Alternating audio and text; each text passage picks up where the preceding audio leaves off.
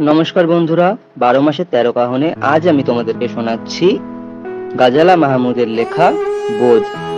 এটি ফেসবুক থেকে সংগৃহীত। তাহলে শুরু করছি। বোধ।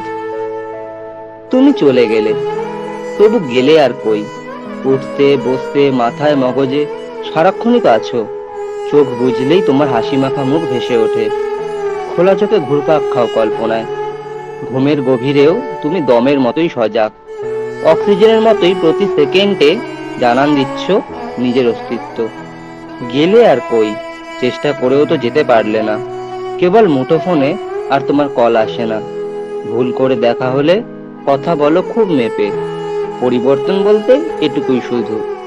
কখনো বলনি ভালোবাসো, সে আক্ষেপ খুব গোপনে থাকুক। কখনো যে বলনি ভালোবাসো না, এক জীবনে এই বরং সবচেয়ে বড় সান্ত্বনা।